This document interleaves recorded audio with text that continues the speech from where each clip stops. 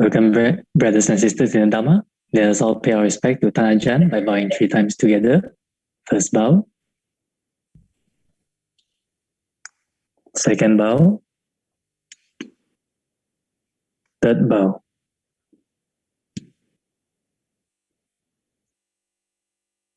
Good morning, Ajahn, and thank you for joining us again. Good morning, good afternoon, good evening.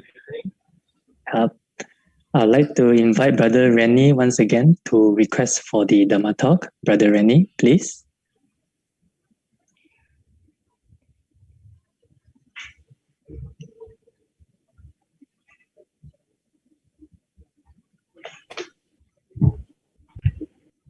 Brahmacaloka Tipati Sahampati Katanjalianan Diwarangayachata Santi Dasata Araja Kajatika Dese tu Dhamman Anukang Pimampajam.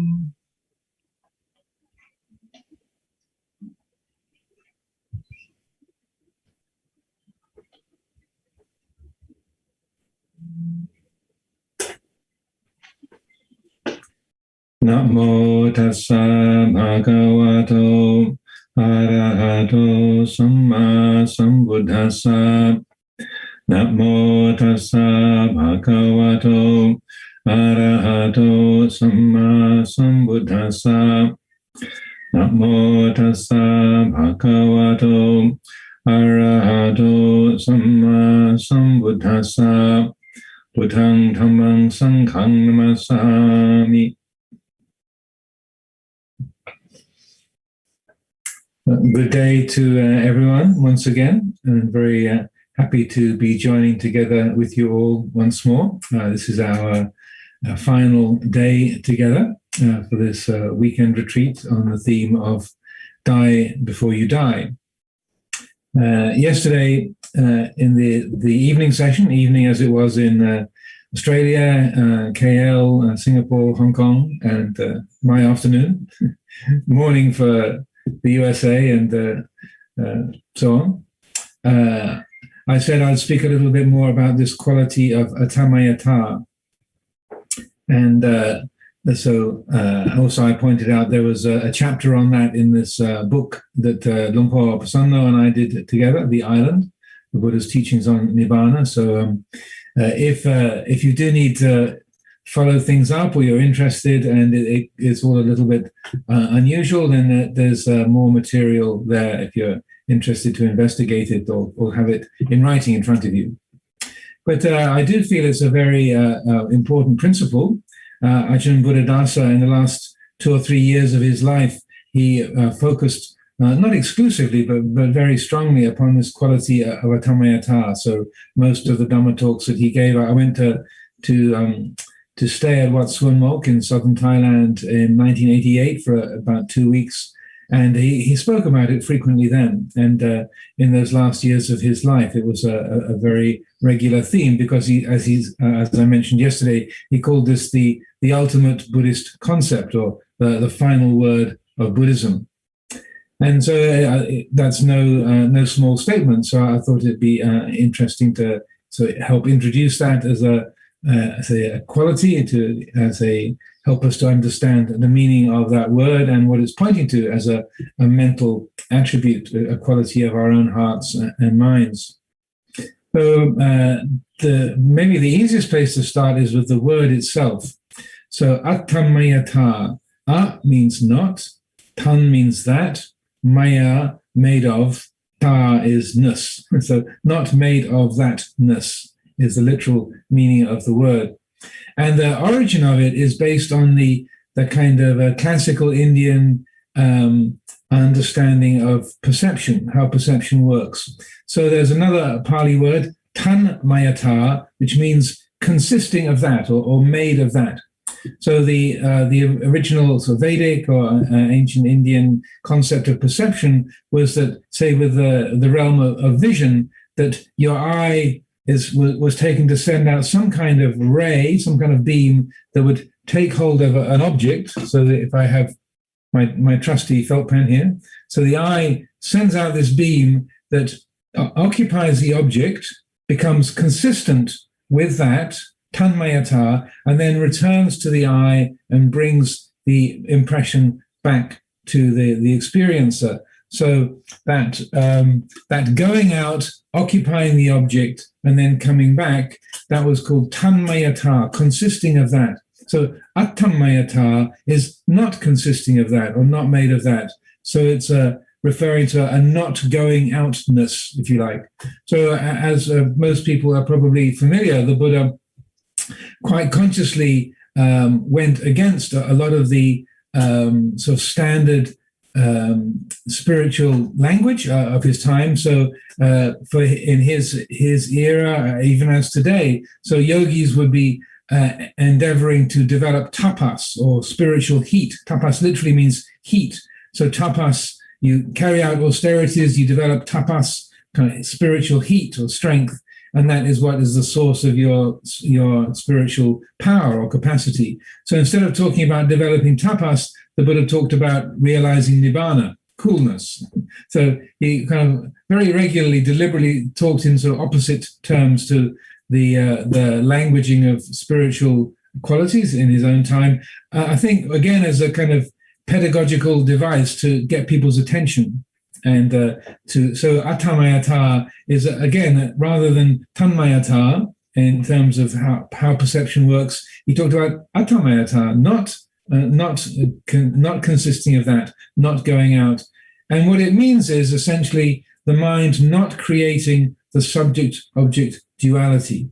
So a way I like to describe it is subjectless, objectless awareness.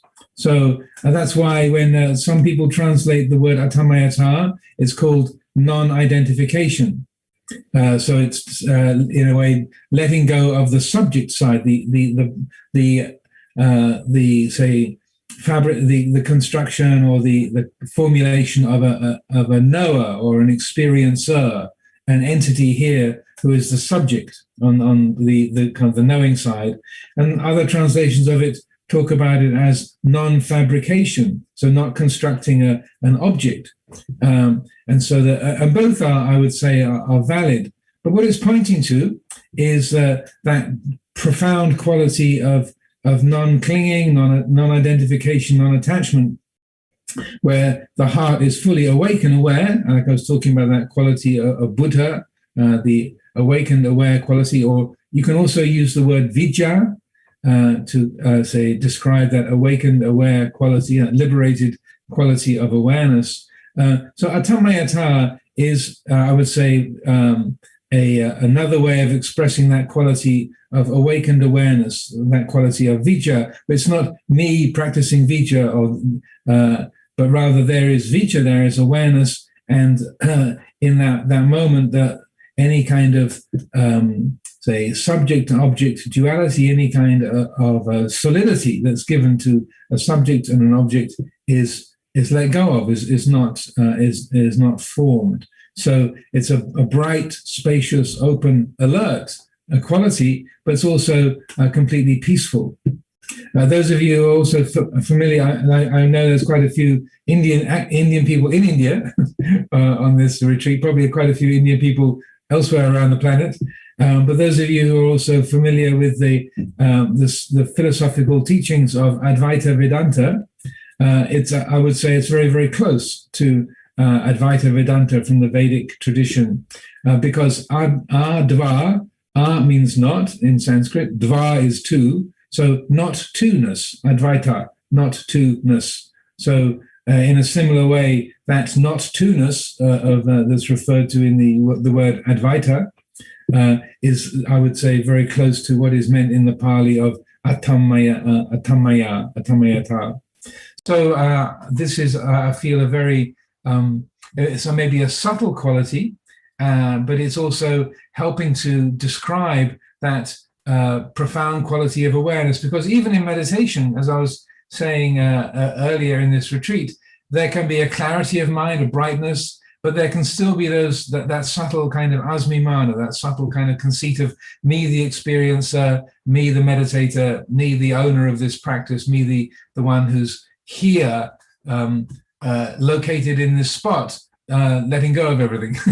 Because even when there might be a clear insight into anicca, dukkha, anatta, there can still be a subtle sense of this anicca, dukkha, anatta is being realized here in this spot. And so the mind can be creating that quality of locatedness, that there's an attachment, an unconscious attachment, an identification with three-dimensional space.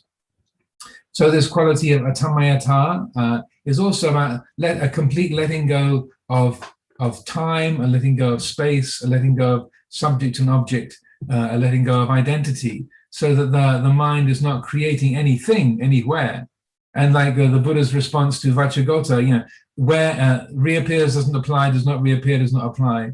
So in a similar way, when the quality of insight is fully developed, when there's profound mindfulness and wisdom, then the self doesn't apply, time doesn't apply, place doesn't apply.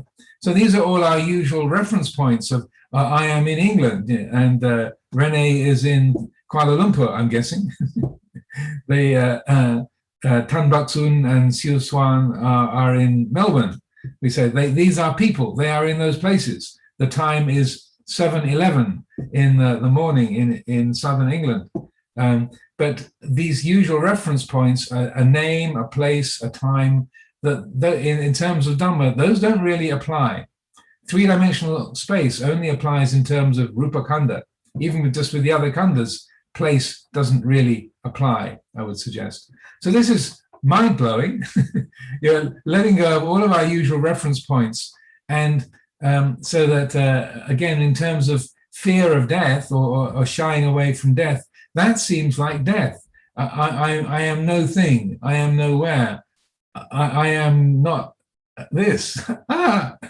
So to the self-centered perspective, that seems like death or annihilation or the ending of what is real. But in terms of Dhamma, it's actually the liberation of that quality of our heart, our being, which is intrinsically free of time, free of place, free of identity. But because of the conditioning and the attachments to self-view and the body, the personality, then it seems like a loss, and we haven't got any things. So when people say, well, where do enlightened beings go when they pass away? Then the Buddha said, as his dialogue with Vacchagotta and Upasiva, where doesn't apply, going doesn't apply, being doesn't apply. And so that loss of the usual reference points is misinterpreted as a loss of everything, but rather it's a clarification of Dhamma. It's a freeing of the heart from its delusions of attachment and its unreal limitations. Another teaching of the Buddha that is really helpful in this regard, which is maybe familiar to some of you, is another dialogue, and this was with a wanderer, from a different group. This was a wanderer called Bahia, and he was from the bark-wearing group of ascetics, so that he wore robes made out of tree bark, or woven tree bark. And so he had heard about the existence of the Buddha. He had an impression that he was a fully enlightened being, and had that understanding that the Bahia thought he himself was fully enlightened. But then it said in the sutta that one night a deva who had been a relative of his in a previous life said, Bahia, not only are you not enlightened, but you're not even on the path to enlightenment. And Bahia, to his credit, said, well, are there any enlightened beings in the world? And where are they? And then this deva said to him, yes, there is an enlightened being. There's the samana Gautama, the monk Gautama, the Buddha Gautama, and he's at the moment living in Savatthi, in that region. So again, to his credit, Bahia just got up and started walking then and there, and walked several hundred miles across northern India. He lived on the coast, and he walked across northern India to get to Savatthi, Shravasti, and then encountered the Buddha while the Buddha was on his alms round in the morning. So Bahia stopped the Buddha in the street and sort of knelt down and said, Venerable Sir, I understand that you are the Samana Gautama and you're a fully enlightened being. Please teach me the Dhamma. And the Buddha said, Bahia, this is not a convenient time, that we're on our alms round. We're walking for alms in the city. This isn't a convenient time to teach. And then Bahia said, Venerable Sir, life is uncertain. None of us know when we're going to die, so please teach me the Dhamma. So, of course, this being a Buddhist story, they go back and forth 3 times.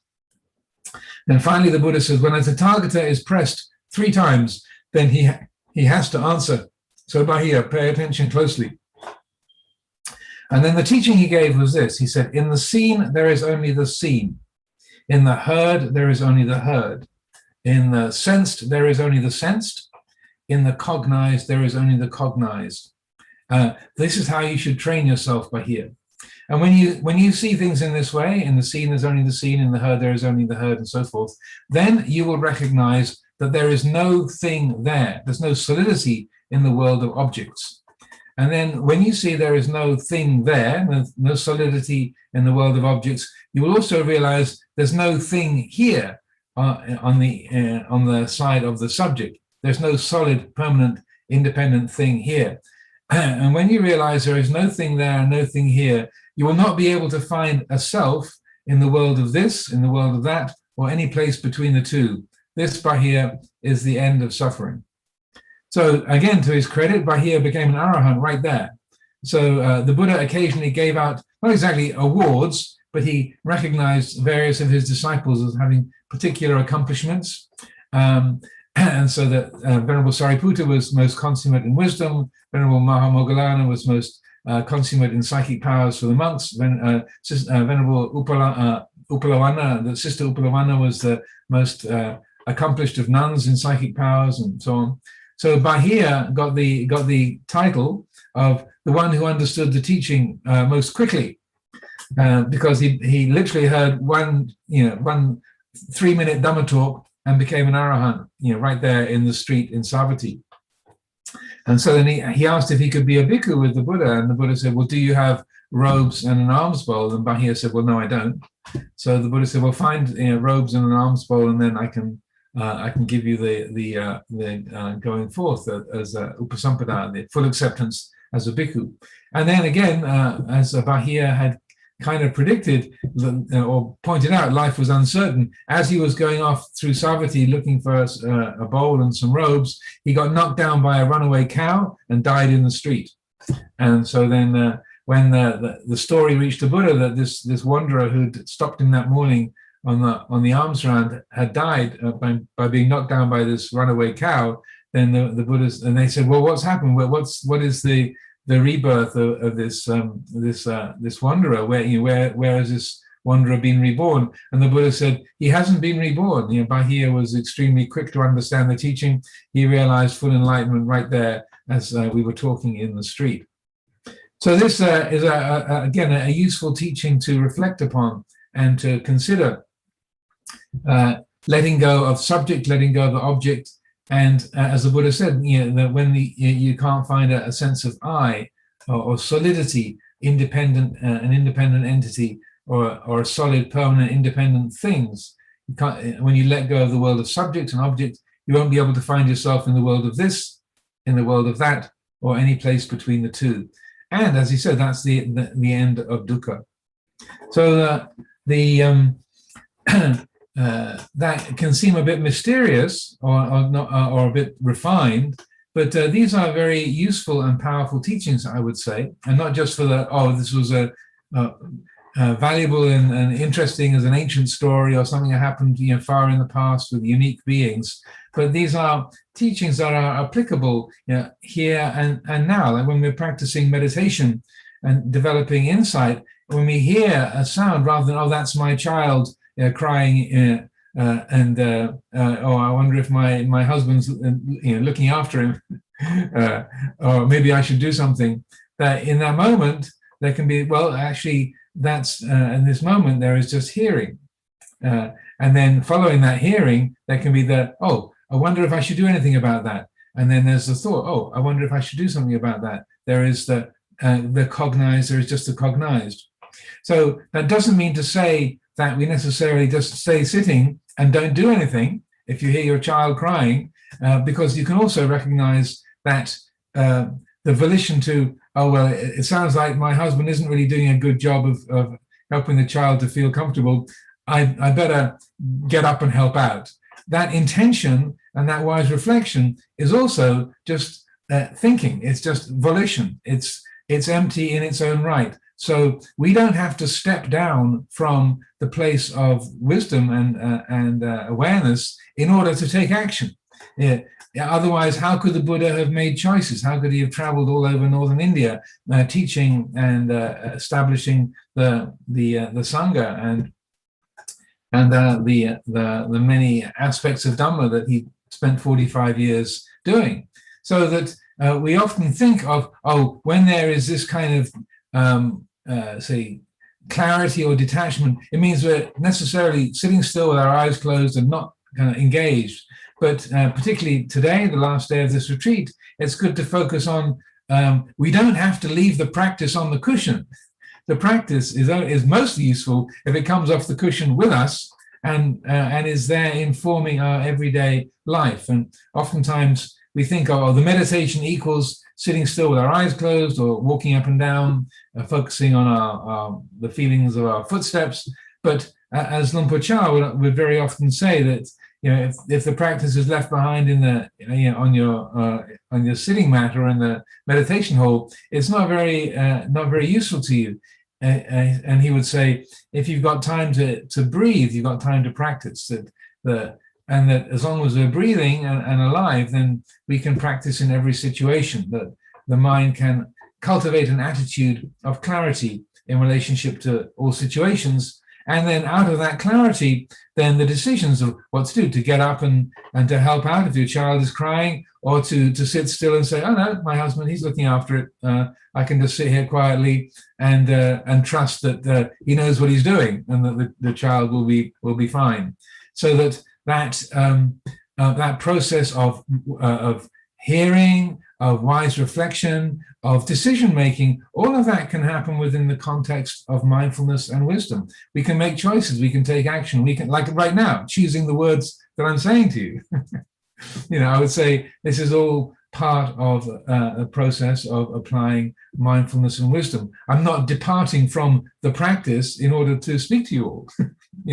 And so that it's rather, we expand the idea or the principle of what we think of as the practice so that it includes all of the ups and downs, the rough and tumble of our daily life as well. When Luang Por Chah was he was realizing that his health was precarious. He was having more and more health problems during the Rains Retreat of 1981, early in the 1980s. He had already left Wat Pah Pong to go and spend the Rains Retreat up at a more quiet monastery, Tham Sang Phet, up on a hilltop where there was more fresh air and fewer visitors. He sent a letter to Ajahn Sumedho in England, which was kind of an unprecedented thing. He'd never sent him a letter before, as far as I know. And I was there at Chithurst when this letter arrived, and took it to Ajahn Sumedho. And it was written by, there was a Western monk staying at the monastery, and Ajahn Chah had asked this Westerner to take dictation. So it was written in English, but it was Luang Por Chah's words. And he'd said, and this effectively was the last communication between Ajahn Chah and Ajahn Sumedho. And so by that time, this was 1981, so Ajahn Sumedho had been established in England for about 4 years. He'd moved there in 1977.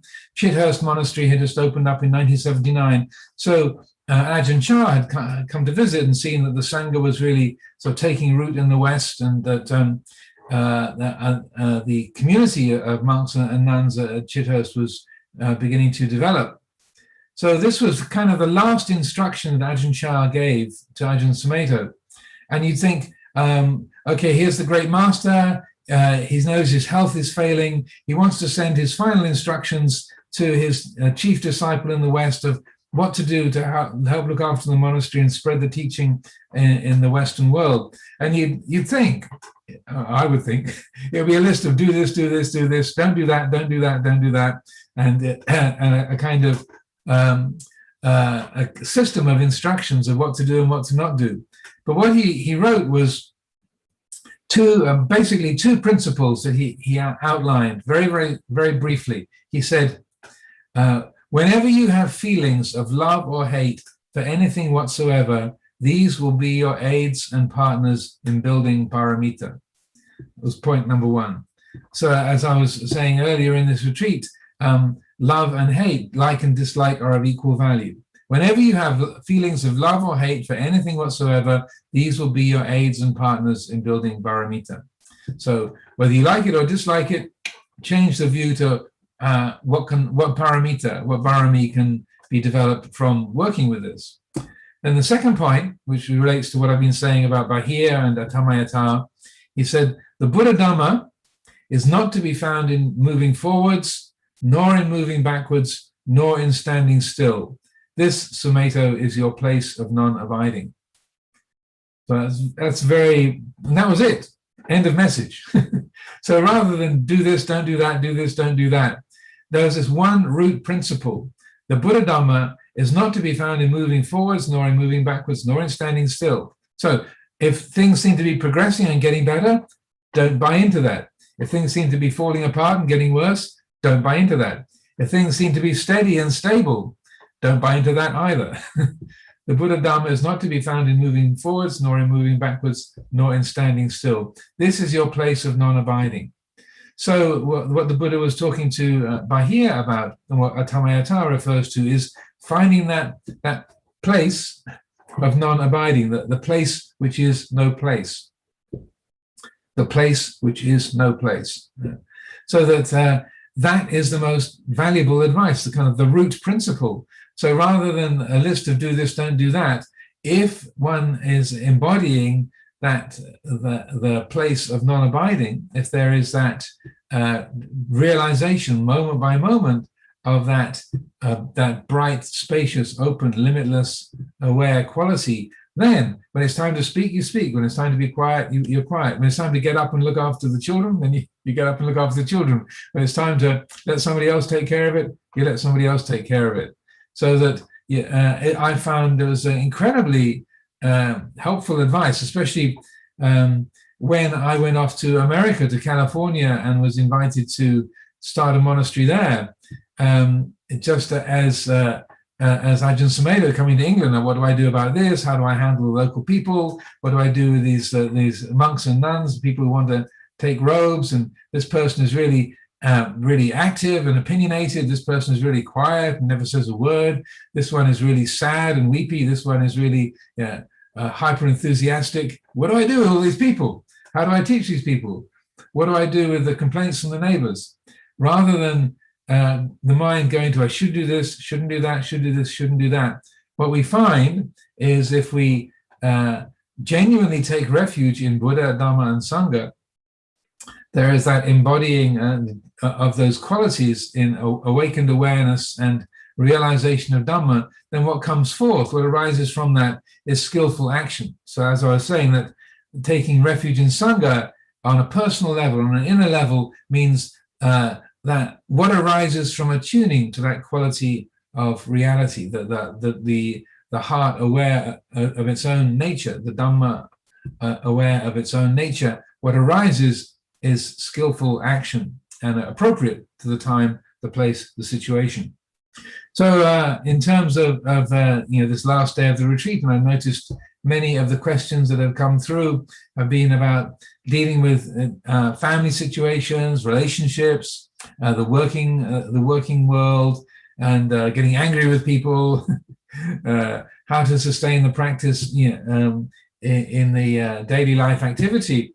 I feel that even though it might seem a bit kind of vague or like or something that you can't quite relate to, this advice that Lumpur Cha gave to Lumpur Sumeto, I feel it's really worth having that clearly in one's awareness to inform your attitude, because it's very easy when things are going well and seem to be progressing. Like, oh, good, this is great. We've won the prize. This is success. Good. And then we grasp that. And then when that changes and things are not so well, you lose the you lose the contract. Your teenage children seem to be determined to be upset and angry with you, whatever you do. Then that investment in success and progress then comes back and bites you.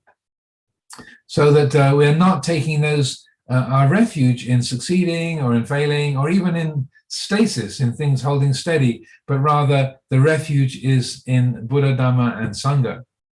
Also, Ajahn Chah used to often use that kind of a question, that kind of a statement or that quality when people came to visit Wat Pah Pong. Sometimes out of the blue, just meeting a person for the first time, he'd ask them this kind of puzzle. Said, if you can't go forward, you can't go back, you can't stand still, where do you go?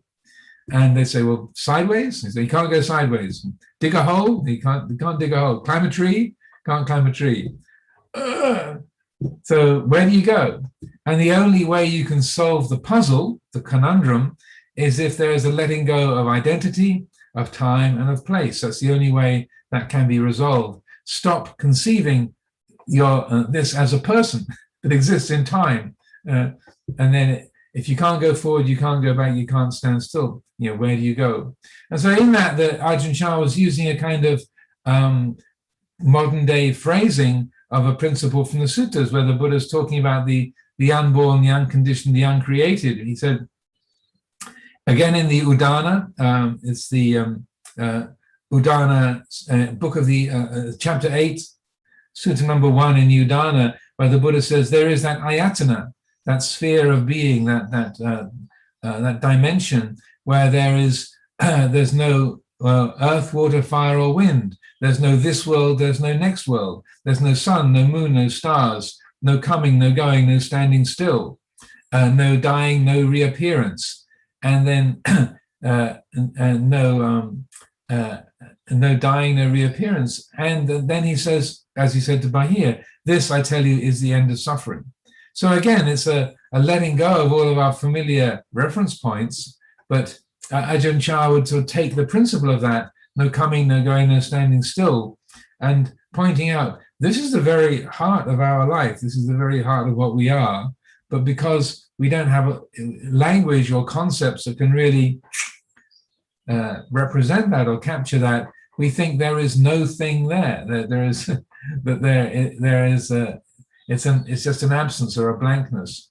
But what we find when there is that letting go, what is experienced when there, even in a meditation, when we notice the mind has grasped hold of a thought or caught up with a sound or a sensation in the body, then when there's a recognition of that grasping and a letting go in response to that, what do we find?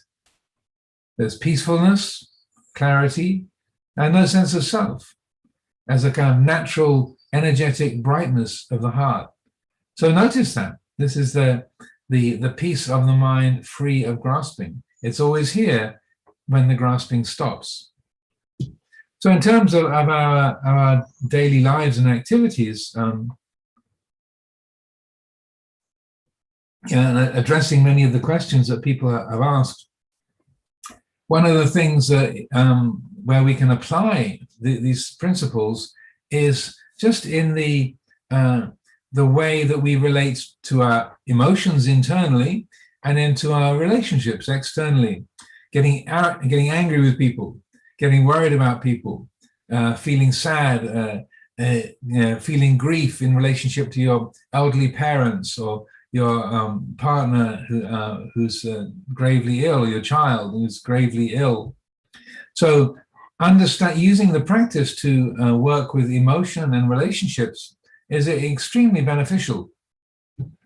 And one of the principles with respect to relationships is, when we're trying to practice Buddhism, we think, I should be compassionate, I should have loving kindness, I shouldn't be angry, I shouldn't be worried, I shouldn't be attached, and all these shoulds and shouldn'ts. But in the very effort to be sincere or to practice the cultivation of wholesome qualities, then we can be unconsciously creating a me who's been trying to be compassionate to you, a me who needs to have loving kindness towards you rather than being angry, or a me who needs to not feel grief in relationship to you. So we form this polarity, this division of a self here and a self there, and trying to develop a wholesome relationship between the two. But because those intentions are based upon self-view, I'm here, you're there, I should have compassion for you, I should be helping you, I shouldn't be angry towards you, I should have loving kindness towards you, I should be looking after you. The me here, you there gets made into a solid and seemingly so permanent form. And but we can apply these principles of wisdom and right view, right understanding in relationship to those kind of connections we have with others. And that many years ago, when one of the nuns at Chithurst was about to go back and visit her parents, and they were very resistant to her being a nun. They were very angry with her having robes and a shaved head. They wouldn't allow her shaved head to be seen in the home, so she had to wear a woolly hat when she was around the house because her parents refused to acknowledge her shaven head. So it was a very tense relationship. So she was about to go back and visit them, and she was asking for advice from Ajahn Amaro as to what to do, how to work with it. And he made this very interesting comment. He said, the kindest thing that you can do for your parents is not to create them. It's an interesting thought, huh? The kindest thing we can do for our parents is not to create them. When there's a me here and a you there, and I'm trying to make it right between us, then the more that there's a solid me and a solid you, then no matter how hard we try, there's always going to be that division. So I call this a relationship of separateness. And so that no matter, and my experience is no matter how hard we try, it's always slightly out of balance. But when we let go of each other, we stop creating a solid, permanent self here and looking at others in that same way, carrying them around in our mind of saying, my mum is like this, my dad is like that, my child is this way, my wife is this way, my husband is that way, my Ajahn is this way. We create people in our minds and carry them around. And then when we're with them, we end up talking to our projections about them rather than actually communicating.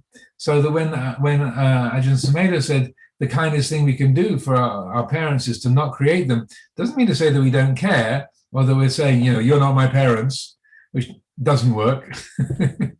There can be a wrong grasping of the principle of not self, but rather there's a spaciousness in recognizing, well, here we're living beings sharing this life together. And on one level, yes, these are my parents, or these are my children, or this is my Ajahn, my students, or my children, my partner. But that's not all and everything about what they are. We are also just living beings sharing this moment. There is this experience of this shared moment together. So there's a not creating them as a particular thing. There's a spaciousness that allows a quality of attunement to function. So in terms of running our household or working with other people, that particularly noticing how much, if you have a conflict going on or you have a responsibility, then the mind can easily go, how can I look after my mum better? Or, oh dear, I've had an argument with my child, or my wife is really upset with me, or that we are trying to solve the issue by thinking it. And we make a solid me, a solid them, and then we don't realize that we're in that way feeding self-view. And if we feed self-view, we're creating the causes of suffering. So instead, just to notice those habits of creating yourself, creating others, and to let that go. Not that you don't care or you're pretending, I don't exist. When your mother calls you up and you say, and you answer the phone by saying, hello, Mum, I don't exist. It's not going to work, is it? Or when you come away from this weekend retreat and your grandchildren are happy to see you, say, hello, Grandpa. Who's Grandpa? There isn't any me. Like for a 5-year-old, that doesn't make any sense. So we go along, we use these identities as convenient fictions, but we recognize they are fictions. There's not anything solid or permanent there. And the result of letting go of each other, not creating each other, is far more spaciousness and attunement in our relationships. It's kind of a mysterious thing. When you let go of people, you find yourself more in accord with them. When you forget yourself, you're more fully with others. And when you forget them, when you let go of them, then you're more fully open to the way they actually are in this moment. It's a mysterious chemistry that you love people so much that then, rather than clinging to them, you let them go. you don't create them or hang on to them or say carry around ideas. You've got to be this way, or they should be that way, or these mental constructions around these qualities. So in terms of practicing Dhamma in our and using that in our relationships, our families, the workplace, this is extraordinarily helpful. So that, and I use this all the time in running the monastery, not creating the nuns and monks and the lay people who live here, or not creating the people who come to visit. Just when my mind goes to that, worrying about this monk or that nun or this person, that person, just notice the mind doing that and just say, don't create them, leave it alone. And then when you actually meet and you talk, then there's far more of a profound, genuine quality of connection. It's a mysterious thing, but like with the Buddha himself, he totally let go of the world and was able to function fully in tune with the world in an incredibly effective way. But maybe another thing to share in terms of our daily life, and think, well, it's okay on a retreat, we got lots of time for meditation, I've convinced the family to leave me alone, to give me some space, but then I have to be back on the job as soon as the retreat's over. And when we have physical retreats, actually going away to a retreat center, then we might feel like, oh, back in the workplace or back in my home, there's no time. But like Ajahn Chah would say, if you've got time to breathe, you've got time to eat, you've got time to meditate.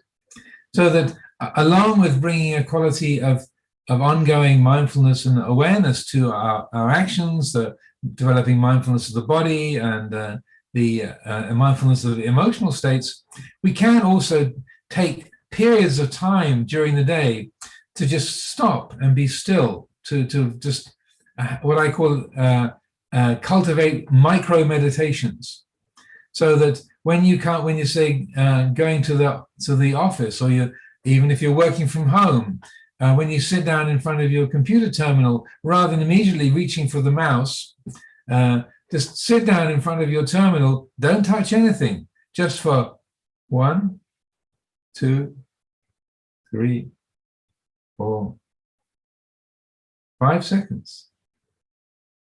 It's a long time, isn't it? 5 seconds. When you're about to go in the kitchen and cook a meal, rather than immediately walking in and grabbing the pots and pans, turning on the cooker, go into the kitchen, stop, just stand still. Your family might think you're going crazy, but you don't have to do it with other people in the room. But just go in the kitchen, stop, just stand in the middle of the kitchen. 1, 2, 3, 4. All right. Okay, start cooking. And when you cultivate these micro meditations and just stop, be still, it's extraordinary how much more space there is in the day. Now, one of the questions was how to cultivate this, the realization of dukkha nirodha, the ending of dukkha. I talked about noticing space, like the space in a room or the space between words, the physical space between people. So also these micro meditations are a great way of recognizing, oh, actually my house is really quiet. Oh, coming into the living room before I start tidying up, just standing in the middle of the living room, doing nothing. Oh, it's quite spacious here. It's quite quiet. Oh, look at that. There's more space, there's more stillness, there's more silence in the world than we realize, because we're so busy filling it up with our activities. But these little micro meditations, they help to cultivate that realization of dukkha nirodha, the space, the stillness, the silence. Also, another practice that Ajahn Amaro would encourage that I found very helpful with this same area is notice the ending of things. Like when I said, when the humming of the fridge stops, then you notice that, oh, the fridge has gone quiet. And when the traffic goes quiet in the street outside, oh, it's gone quiet. Usually we just notice that for a couple of seconds as a contrast. See how long you can notice the ending of that sound. Stay with that. Oh, it's just ended. A conversation comes to an end. Oh, that ended. You finished a job. You've answered your emails. That's ended. Just noticing the ending of things and just being fully aware, okay, that's come to an end. Rather than immediately going to the next thing that needs to be done, what's the experience of this ending? How is it? And that nirodha, cessation, ending, just on ordinary worldly tasks, closing a door, crossing a room. You start in your journey to cross a room. You don't think, oh, I've now reached my goal. I've reached the other side of the room. You're kind of through the door and on to the next place. When you get across the room, when you close the door behind you. Oh, I went through the door. Now the door is closed. That the going through the door thing has ended. Crossing the room has ended. The Dhamma Talk is about to be ended. So consciously noticing that. And when you take that on, it's rather like deciding to do everything with your non-favored hand. Like, say, I'm going to use my if you're left-handed, I'll use my right hand for everything today. You think, my goodness, there's so many things I'm using my hands for. I never realize when you use your opposite hand. So in a similar way, it's like, my goodness, there's all these endings every day. Why didn't I notice this before? And so it's a different way of looking and developing a consciousness of that part of our life. And what's revealed is the quality of stillness, spaciousness, and silence is always here, but we keep overlooking it. And that in terms of having peace and space in your day and in your active life, then it's a revelation, oh my goodness, underneath the activity, behind the sound, there is silence, there's stillness. Yeah. Around, within all the objects, there's all this space. Oh. And that oh is exactly the quality of insight and freedom of the heart. In that moment, there's the taste of freedom. So I offer these thoughts for reflection this morning. Andamayam Dhamma Kataya Sadukarang Dadamase Sadhu Sadhu Sadhu Anmido Anumodani.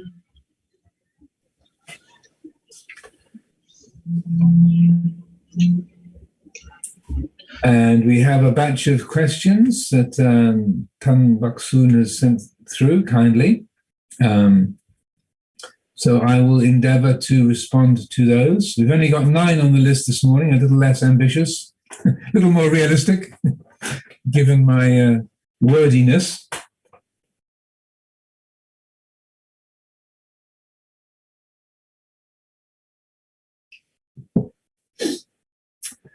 Dear Ajahn, from the Q&A session, what I understood was that when we do breathing meditation, we all the time focus on breathing. Does that mean we can't move from samatha to vipassana from breathing meditation? Have I got it wrong? If we can, could you please explain how? Also, to do vipassana meditation, we straight start to focus on anicca, dukkha, anatta of 5 skandhas, or do we need to do breathing meditation first? Many thanks for clarification. As I was saying before, there isn't really any should. I encourage, rather than an obedience to a method, experimenting. Certainly, I think the only guided meditation I did as a live guidance, I just talked about mindfulness of breathing, largely because that was the only live guidance I did, and it was right at the beginning of the retreat. But normally, even in a weekend retreat, I would talk about And I think I mentioned this in another Q&A session, how once the attention is grounded in the present, the mind is say able to attend to the present moment, then it's quite okay to let go, or it's helpful, appropriate to let go of focusing on the breath as a specific object, to let that just mix in with the rest of the field of perceptions, of experiences, and to take no specific object, but rather to make the whole of the present experience the object of meditation.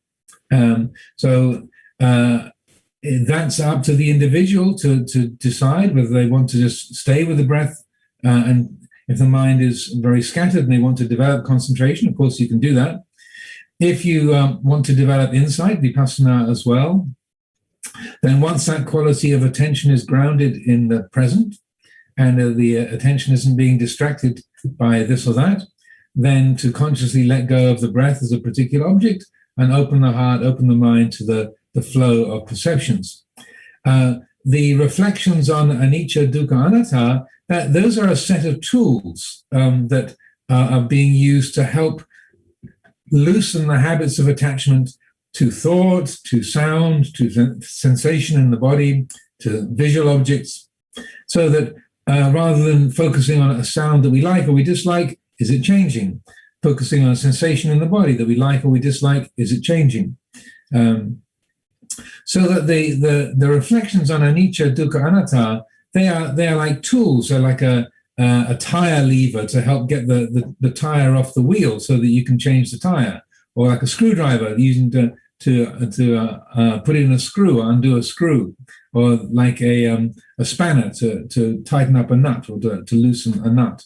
They are a set of tools to carry out particular changes, like putting in a screw or undoing a nut or taking off a tire.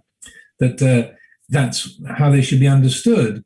And the point of like tightening a screw, the point of putting in a screw is so that you can join two pieces of wood together, or tightening a bolt is so that you can get the wheel back on the car and you can drive away. So that it's a job that you do for a particular purpose. So that the point of reflecting on anicca, dukkha, anatta is not just to be raising those concepts in mind, but as I was saying, the point is the change of heart that comes when you recognize, rather than focusing on a painful sensation in your leg, and you go, oh, but whether it's painful or not, is it changing? Yes. Is there an owner of that pain? Well, not really. It's just it's felt here, it's known here. This pain isn't really me or mine. It doesn't have an owner. Oh, so the point of that reflection on anicca and anatta in that respect is the change of view, the change of heart that comes from applying these reflections. So, as I said, to do vipassana meditation, the vipassana, the actual quality of insight, doesn't depend on bringing them to mind anicca, dukkha, anatta.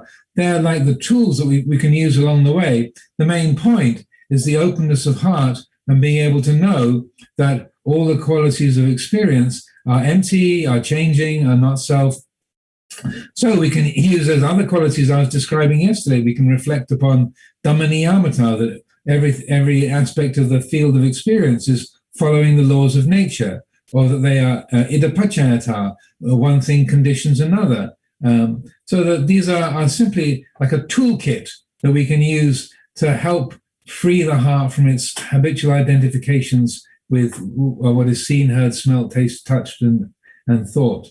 So that, and then what I would say is like the individual can judge, and it might be that the mind is so clear and so focused on the present, you don't need to focus to use the breath meditation at all. It's like if you're playing golf, if you're already on the green, you can see where the hole is. You don't need the flag. It's like if you're playing golf, you need the flag to show you where the hole is because it's several hundred meters away. If you're on the green, you don't need the flag. You can see where the hole is, so you take the flag out of the hole. So it's like if you're already focused in the present, you don't need the breath to get to focus on the present because the mind is already there. It's like if you're already in Hyderabad or you're in Brisbane or in Bainbridge Island or Hong Kong, you don't need to think, oh, I want to get to Hong Kong if you're in Hong Kong already. It's like if you're on Bainbridge Island, you don't think, I need to get to Bainbridge Island because you're there already. If you're in Peru, it's like, I wish to go to Peru. Well, I'm in Peru. Okay, I don't need to wish to go there. I'm there already. So the point of the breath is to, as it were, to get to the present moment. If you're already there, there's no need to get there. So then I think just rather than coming from the place of what should I be doing to obey the instructions, you take the basic principles of what concentration is for, what vipassana meditation is for, what the reflections on anicca, dukkha, anatta are for, and then understanding what they're for, how they work, then you apply them as you need them. If your tire is fully inflated and it doesn't have a leak, you don't need to change it. If you've got a puncture, then you need to change your tire. So it's like, what do you need to do? What's appropriate for the time and place? How many of you have just changed a tire because you felt like doing it? You don't do it because you feel like doing it. You do it if you've got a puncture. So we have to use our wisdom and our capacity for reflection to think, what do I need here and now? What's going to be useful? What's appropriate in this moment? Okay, question 2. Dear Ajahn, during meditation, a lot of thoughts about the past came up, e.g. trauma, bitter experiences. And somehow I noticed that when I hold on to those thoughts, it gives rise to even more emotions felt during those experiences, akin to reliving that moment all over again. However, if I just sit back and watch, it plays out like as if I'm watching the telly. It just passes eventually, like the clouds in the sky. Is this the investigative nature of insightful meditation? Well, it can be. I mean, it's as I said, everything depends upon the attitude, and so and again, I encourage this kind of experimental approach. If there is a sense of being oppressed by those experiences or taking them very personally, then and it's very difficult to let go of them when they arise, then you can take different angles of approach, like say, okay, these are bitter memories, these are traumatic experiences. How is this felt in the body? Okay, let's not dwell on the memory. Let's look at the physical sensations that come from that. So you can use the angle of the Vedana, the physical sensation, as a way of developing a more perspective on that. Or as you say, sit back and watch. If you realize you can just sit back and watch, maybe if it's like, okay, I'm gonna not meditate. Sometimes the very act of, I am meditating, it brings with it the very way that the mind holds the activity of meditation is a thing I'm doing. And that if we practice what my friend Sokni Rinpoche called undistracted non-meditation, so that you're kind of paying attention to what's going on, but you're not meditating, not doing anything with it, then to, as it were, sit back and not be doing a thing with it, then there's a greater objectivity. I'd say, well, that's something to recognize.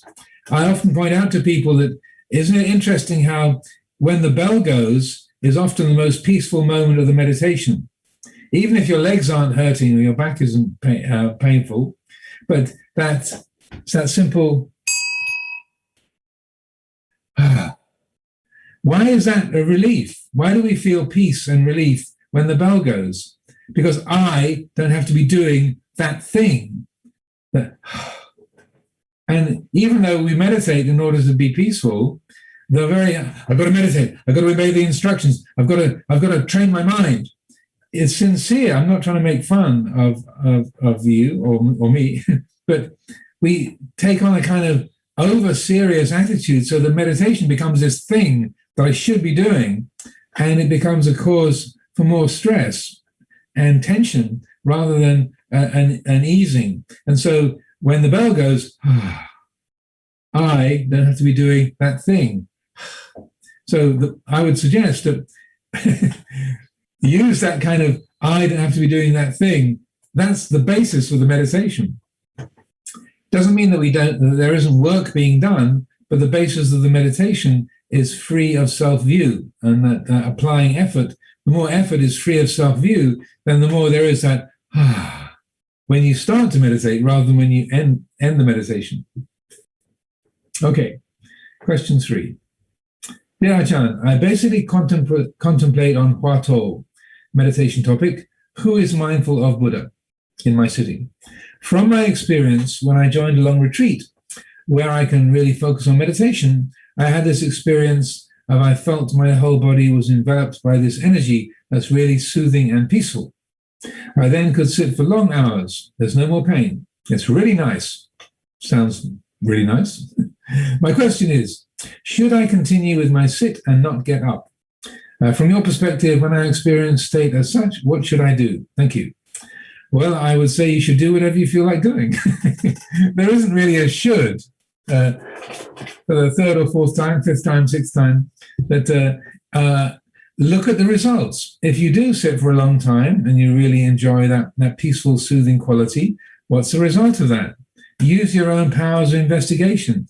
If you do that and you think, oh, this is really great, and I can sit here for 2 or 3 hours and I really enjoy it, what's the result of that? What's the effect on when you can't find that experience and you think, oh, last year it was so good, that was so wonderful, now I haven't got it.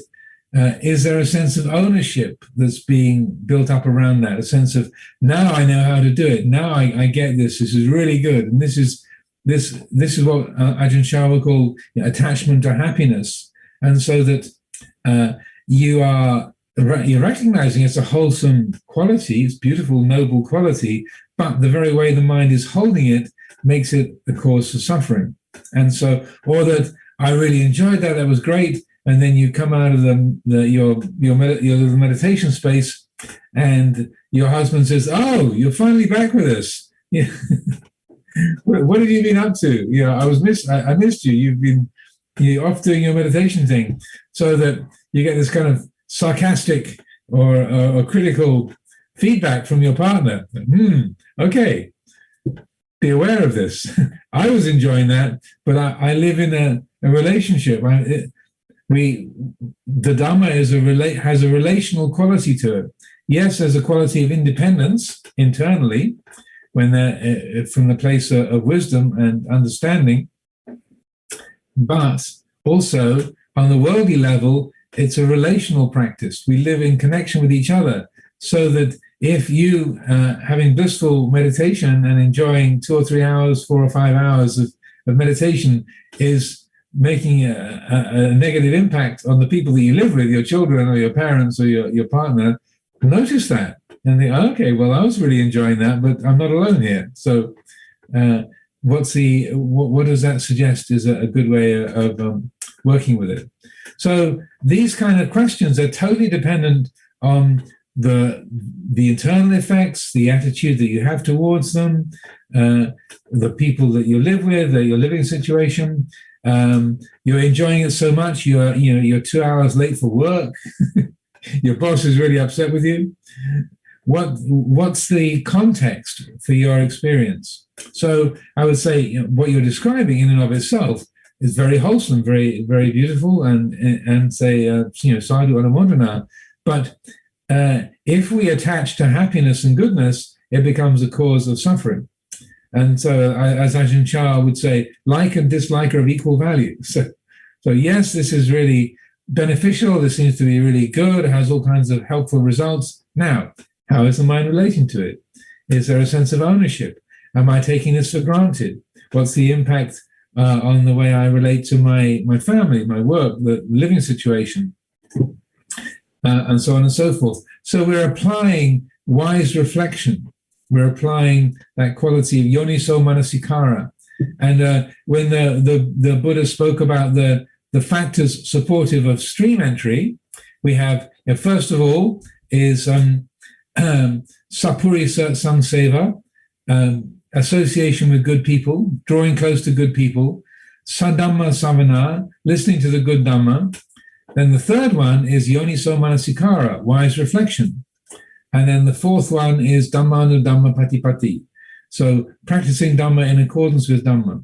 So the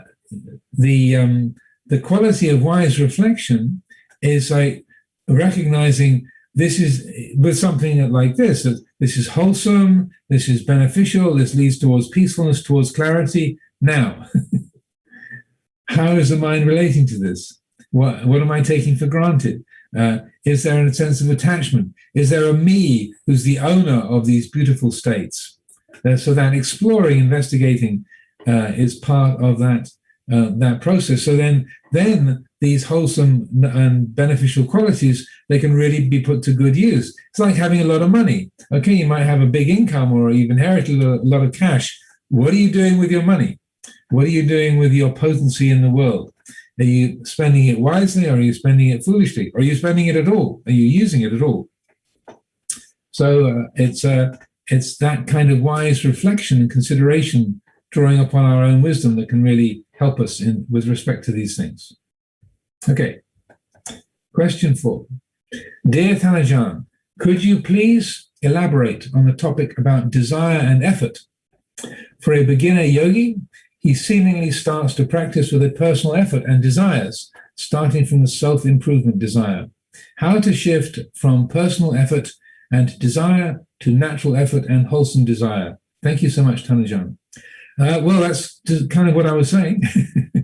Learning to work with effort coming from a place of selflessness. And when we begin, it's like, I want to make effort, I want to do well, I want to train my mind. That ordinary, everyday, worldly attitude is very ordinary, very natural. But we can, the way to begin, I would say, is to recognize those worldly attitudes, that kind of habitual way of relating to things, and to say, okay, now that's an effort based on self-view, me trying to do something to get some result for me. Okay, so what's the result? What's the effect of that I, me, and mine involved with that? How does that feel? What's the effect of that?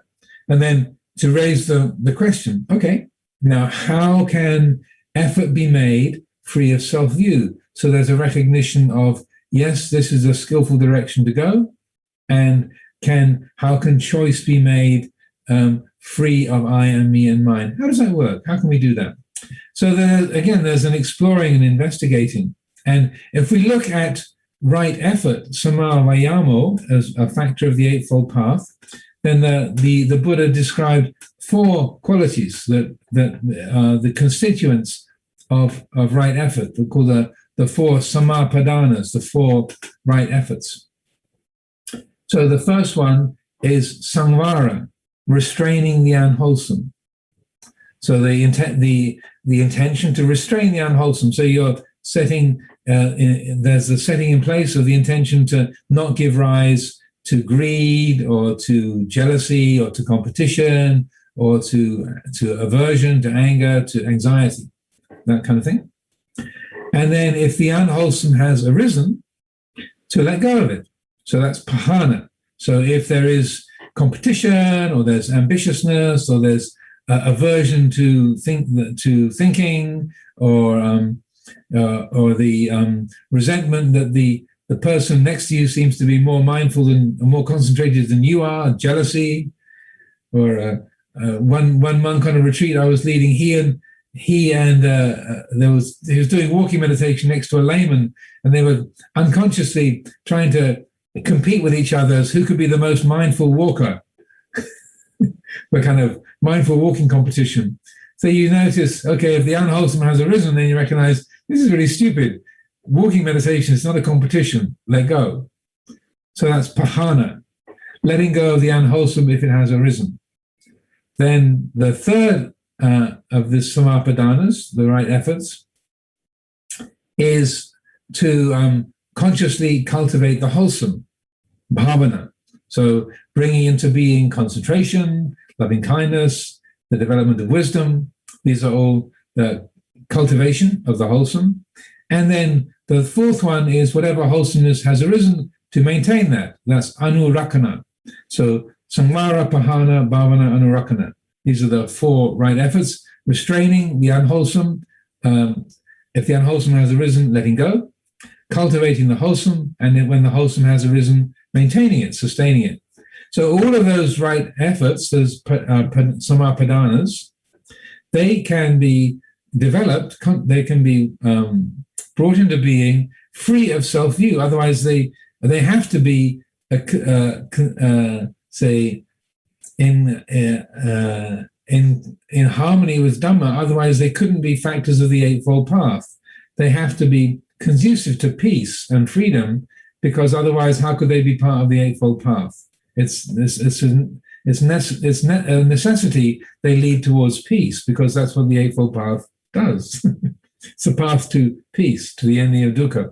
So these say qualities recognize. So that in this question is, okay, can there be the intention to not give rise to unwholesome qualities based just on wisdom and mindfulness?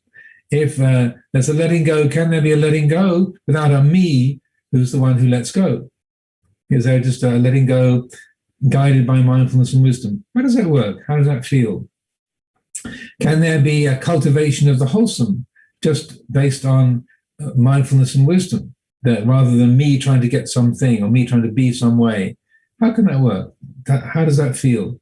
And the same with anurakana. Okay, this wholesome quality of concentration, can this be sustained without me trying to stay concentrated? Can there just be the recognition that this is wholesome, this is beneficial, let this be sustained? So there's a feeling out and a getting to know when there is a me present, me doing something, me getting somewhere, and when there's work being done, action being taken that's free of self-view. So that distinction can be recognized. So you slowly get the feeling for that effort being made, work being made, free of self, and then that's the track to, guided by mindfulness and wisdom. That's the track to go down. Okay, respected Ajahn, what are setting intentions or aspirations? Are they helpful? Is it important to do that? I don't have strong samadhi or insight, but can I make an aspiration to be a stream enterer, basically get out of samsara? Yes, those aspirations are helpful, but again, setting those aspirations free of self-view, rather than I need to get out of samsara, I want to be a stream enterer. That's what they would call an oxymoron. I can't be a stream enterer. The mind that has entered the stream knows those feelings of self arising and passing away. So there's no such thing as an enlightened person. You can say there's the enlightened mind that knows personhood arising and passing away. From the outside, you might say, the Buddha is an enlightened being, but from inside, there isn't a person who is enlightened. There is the awake mind, free of all identification, that knows personal qualities arising and passing. But setting that aspiration is helpful, but the more that's free of self-view, the better. Okay, moving along. Ajahn, for me, forgiving others is not a problem, but forgiving myself for the mistakes I did, I find very, very difficult. Could you please give some tips, advice for this? A very helpful practice is to imagine that you are your best friend. So whatever your name is, who asked this question, if you say your name is Susan or Joseph, say, okay, if you're Susan, if you say, okay, let's pretend Susan is my best friend, or Joseph is my best friend, rather than being me, and then Susan comes to me and says, I'm a terrible person, I'm so awful, I can't be forgiven. What is your immediate response to your friend Susan or Joseph if she or he comes to you and says, I'm so awful, I can't be forgiven? What's the immediate response of the heart? It's a question. Now, when you carry that out, then my experience is over 30 years of encouraging this practice is 100% of people say immediately the heart goes to forgiveness, kindness, you're not so awful, you're a really nice person, don't be so hard on yourself. Immediately. If it was someone else, you forgive and have compassion. If it's yourself, you're harsh. So just stepping out of your own shoes and thinking of of Joseph or Susan as your friend. And then if you look at it that way, then just notice how immediate, how totally natural and unconsciously you say, fine, you're good, you're a lovely person. And take that immediacy, that obviousness, and that natural forgiving, that's a clue, and let that inform the attitude about how the mind generally relates to yourself. Okay, so we still have a few more here, and let's squeeze one more in. It's 8:15 by my clock, but let's just add this one. Oh no, we've got till 8:30, haven't we? Very good. So we've got 3 more for the next 15 minutes. Dear Ajahn, I have a question about doubt. As it is one of the 10 fetters, so we shouldn't doubt. Normally, I don't ask any question to a friend because I don't want to be inquisitive. However, when they use the don't ask, don't tell strategy, it makes me doubt whether they are Kalyanamitta. Please give me guidance on doubt or asking question. Is it better not to know anything at all and to keep practicing Dhamma? Well, I would say it's a bit of a misunderstanding, because the doubt that is the second of the 10 fetters, vichikicha, that's not just what should I have for lunch, or information about your friends. It's the doubt that is being spoken of there. That's doubt about what is the path and what is not the path. It's very specific, sort of narrow quality. It's not just what was on my schedule to do today, or what shall I have for lunch, or what's my friend thinking. That's so I would say this question is based on a bit of a misunderstanding. So that it's quite okay. I would say it's totally okay to ask questions to your friends, or to be inquisitive. That's not an obstruction in and of itself. It's the specific doubt about what is the path and what is not the path.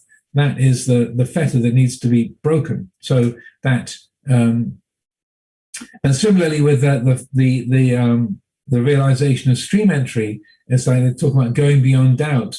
That is the doubt is when the third fetter, which is attachment to conventions or rites and rituals. That's the third fetter. When that has been broken, then stream entry has been realized. So those first 3, self-view, sakayaditthi, vichikicha, doubt about what is the path, what is not the path, and silapata paramasa, attachment to conventions or rites and rituals. Those are the first 3 fetters. When those 3 have been let go of, have been broken, then stream entry has been realized. So I think it's helpful if you reframe your understanding of the kind of doubt that is referred to, and don't worry too much about being inquisitive about, where did you get that hat, or where do you want to go, what's your favorite place to go for a walk? Those kind of questions are totally, or doubts are totally innocent, not obstructive. Okay, I have a question for Tanajan. I used to have anxiety attacks after seeing my mother's sickness and death. The teachings of the Buddha and mindfulness have helped me a lot when I choose to see the sensations instead of the story. Very good. However, I still have them when I go to the doctors, and every time I have to reflect a lot on death, so that I can have the courage. I was wondering if you have any advice for my practice. With respect to these kind of things, mindfulness of the body is a wonderful resource, and that developing that, again, as you said, when you go to the sensations instead of the story, that's a skill to develop. I would encourage that in these other situations, when you go to the doctors or you reflect upon death, that sense of developing that path, like what they call magga bhavaka, developing the path that with emotional states, not out of suppression or fear, but rather that's where you go to the sensations of the body, not to even get rid of those sensations, but just noticing that's your reference point, because the language of the body is very simple, very straightforward, very uncomplicated.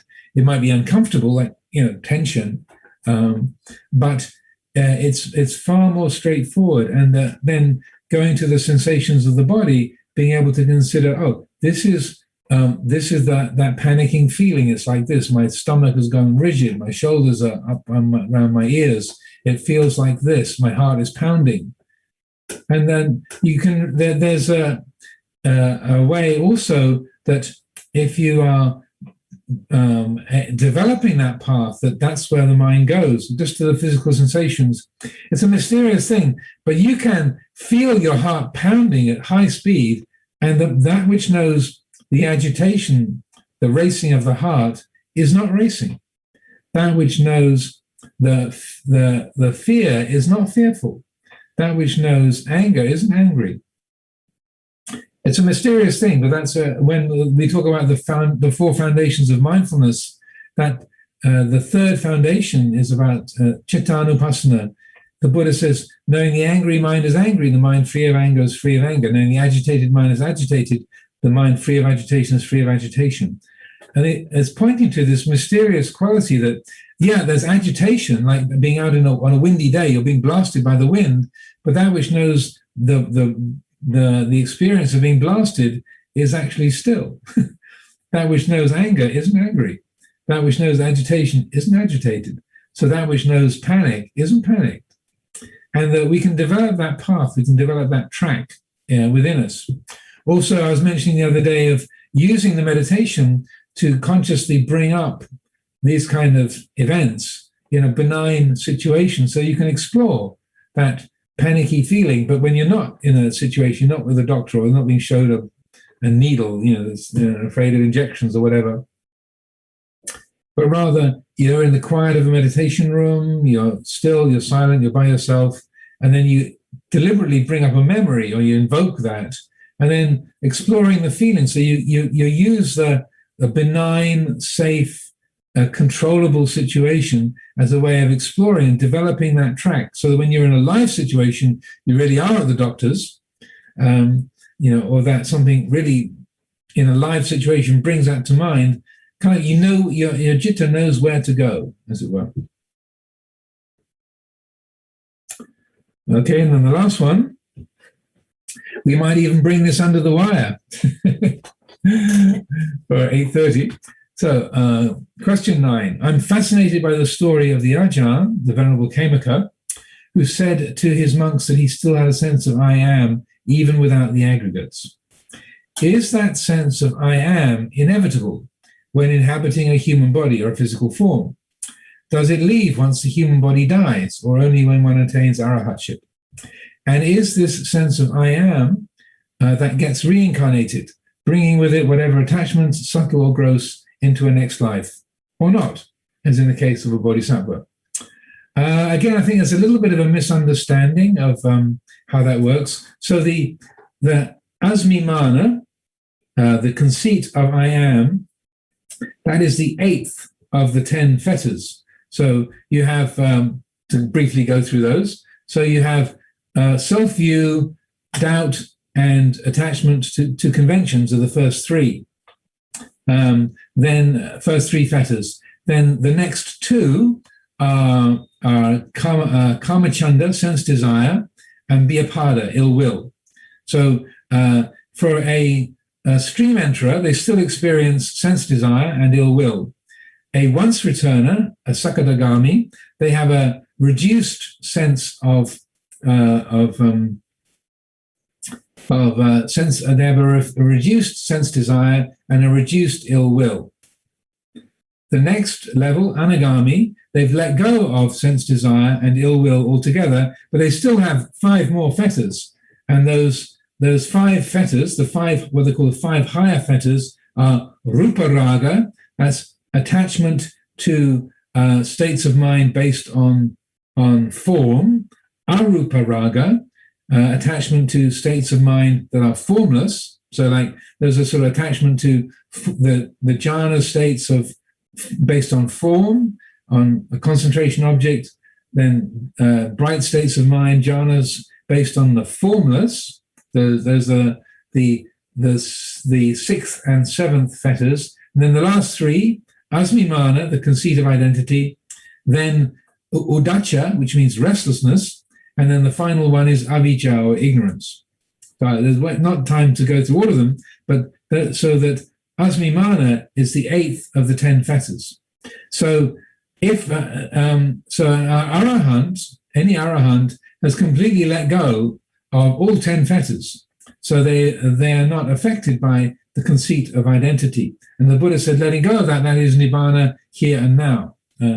And so that an arahant, they're alive, the body is there, but they're not identified with the five khandhas. As I was describing, the Buddha said that whereby the Tathagata is not definable, cannot be reckoned in terms of the five khandhas. The body is still there, still breathing. The Buddha's an enlightened being is still talking and seeing and eating and breathing and so on. The body is there, but there's no attachment, no identification. There's no I am conceit in relationship to the five khandhas. So the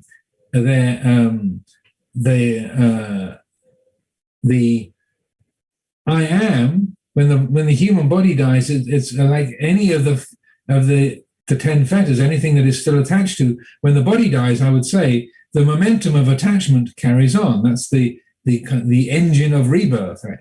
As the Buddha said, when Vajragota asked the Buddha in a different dialogue, what is it that sustains a being between one life and the next? The Buddha said, tanupadana. Craving is the fuel.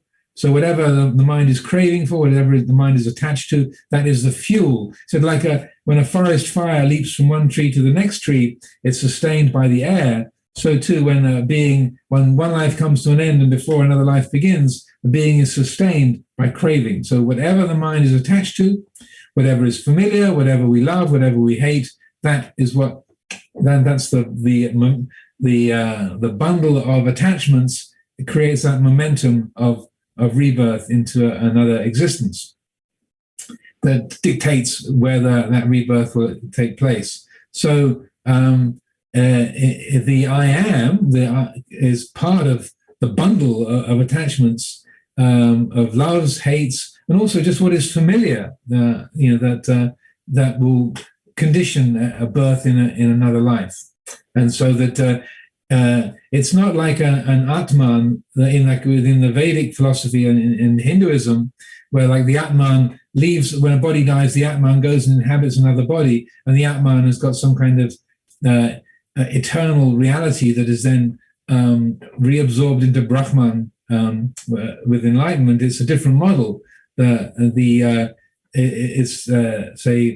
would say that I am feeling is part of the bundle of attachments. So it's going to be there, an anagami, a non-returner, that I am is still there. It's that they've let go of all of those coarser and more worldly attachments, but they're still attached to states of form, to states of formlessness, and the sense of I, so that when an anagami passes away, they are reborn in what are called the Suddhavasa, or the Pure Lands. So the basis of Pure Land Buddhism is actually the rebirth process for a non-returner. So they don't return to the human world, but they're reborn in one of the five pure abodes, the Suddhavasa. And so they become enlightened. They're guaranteed to reach arahatship in one of those five pure abodes. And so they are in the terms of Buddhist cosmology, those are high up in the upper Brahma realms, the five Suddhavasa, the five pure abodes. So that an anagami, they still have those residual attachments. It's quite refined, but it still means that they have a conditioned existence in one of those the pure abodes until they reach full enlightenment in the pure abodes, and then their rebirth is ended from that time onwards. So I hope that clarifies that particular question. So this is a way, I think it's a bit of a mixing of the Vedic philosophy of Atman and Brahman and the Buddhist philosophy of Anatta and the conceit. But from the Buddhist perspective, the I am is an obstruction. From the Vedic perspective, the I am is a statement of liberation. So like in in Vedanta, tat tvang asi, I am that, is a statement of a kind of enlightenment. I am that the I am, that the Atman is Brahman. Tat tvang asmi, I think is the Sanskrit. So the Buddha took an opposite approach, saying no, that anatta, sabe dhamma anatta, all dhammas are not self. So again, the Buddha used the opposite language, possibly just as a teaching device to get people's attention. So I see that the clock has gone around to 8:30 here in England, and that will be the ending of our morning session here in England, or the afternoon session there in KL. So I will take my leave from you for the next few hours, and then we'll gather together for our final session later on today. Sadhu, sadhu, sadhu. Thank you again, Tanajan, for the Q&A session. Brothers and sisters, we will now proceed with the closing homage.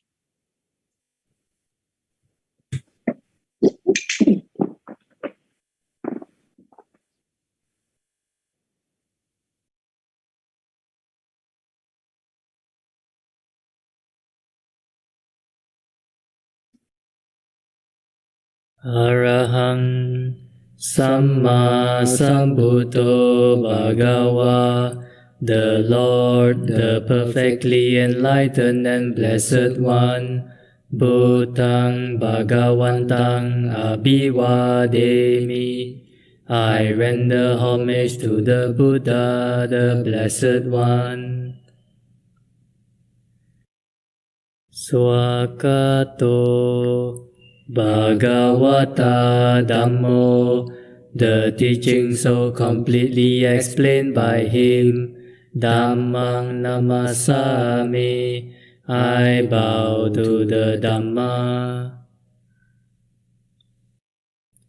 Supatipanno Bhagavato Sāvaka Sangho, the Blessed One's disciples who have practiced well.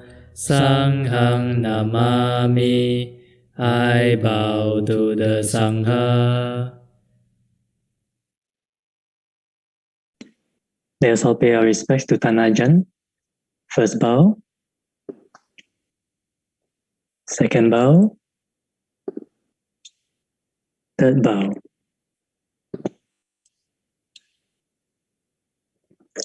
See you later, Tanajan.